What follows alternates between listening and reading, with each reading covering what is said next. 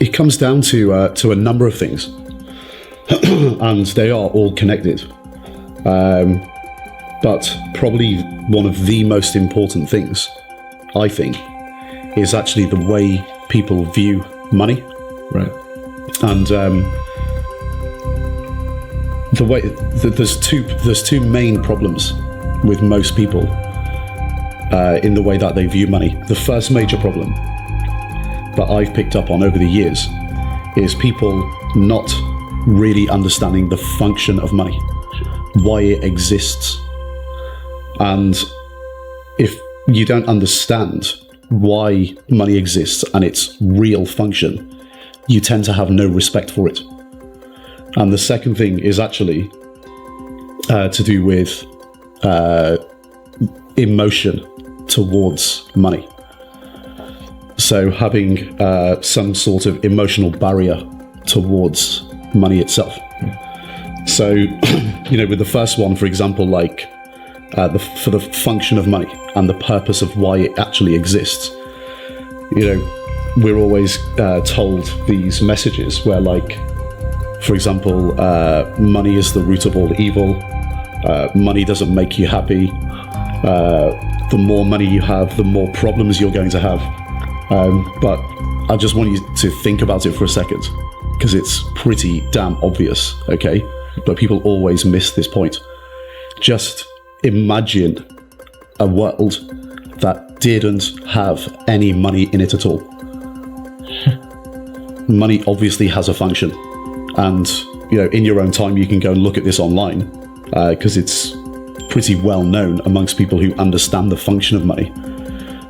So look up the double coincidence of wants. The double coincidence of wants is really important to understanding the function of money. Because without money, we essentially live in a barter economy. And everything that we're used to consuming in the world now has come about because of the function of money. And it makes society work. It's something that if you understand why it exists, to solve the need of the double coincidence of wants, you respect it more. Right. And people don't get this. So look up the double coincidence of wants and look up the alternatives. So the barter economy, that's the alternative. And we're led to believe a lot of the time that wanting money is a bad thing. And people blur the lines between wanting to do better for yourself and your family and that type of greed, and the greed of harming or abusing other people, and money is the medium through that. So one, in my mind, is a positive greed, in that you want to do better for yourself and you want to do better for your family. In my mind, there's nothing wrong with that. The other type of greed, obviously, is not good. It's a negative greed, where you're harming other people to become wealthy. And you don't have to do that. If you just understand the function of money, firstly, and respect it, you'll realize that money isn't the root of all evil. It's greed that's the root of all evil, in a negative sense, when you're harming other people. Money has a function, and there's a positive greed. So again, imagine your life or the world without money in it. Everything that you consume, everything that you experience these days is a function of the monetary system that's built up over hundreds of years. And we've come from the barter economy to be where we are today. Without it, society literally would not function. So understand it and respect it. That's the first thing. And understand the difference between positive and negative greed, and do the right things. And what you've also got to understand as well is money itself. In enterprise, for example, there's only two inputs to enterprise: capital and labor.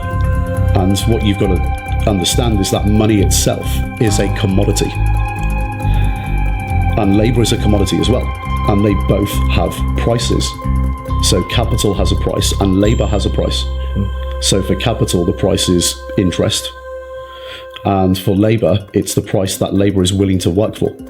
So there's a labor market, and in any enterprise there's just two inputs: capital and labor. And capital markets are absolutely necessary. Society would not function without capital markets, because capital is a commodity and has a price, and it needs to be transacted, and it allocates resources as optimally as possible, because there's demand and supply for capital and demand and supply for labor.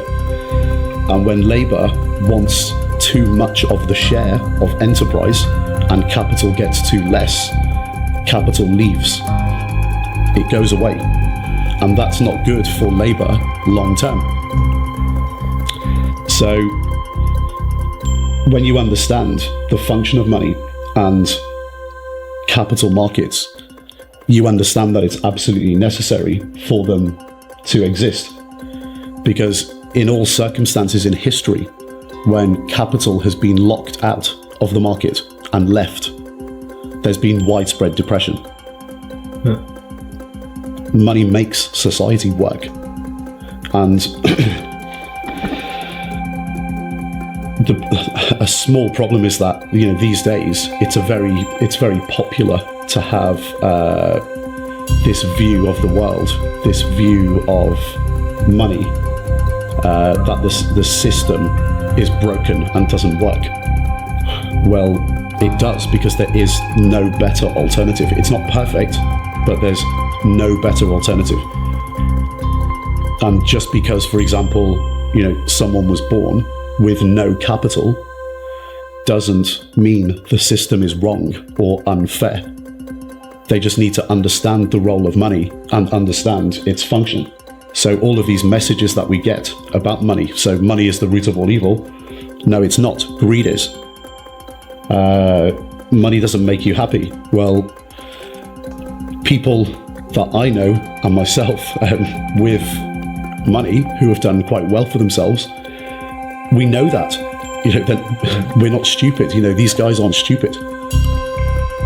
And they absolutely know it doesn't make them happy. They're generally speaking exactly the same as they were when they were young and had no money. They're exactly the same type of people, but they're just a little bit older and a little bit wiser. And the other sayings, so the more money you have, the more problems you have. Well, it's just not the case. If the more money, you only have problems if you don't manage your money properly. So if you manage it well, then you're gonna do okay. You're actually probably gonna be more comfortable, more relaxed, have more freedom, more choices, and probably it helps you become happier.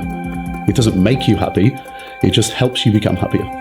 So all these messages that people get told, constantly growing up, this creates the second problem as well.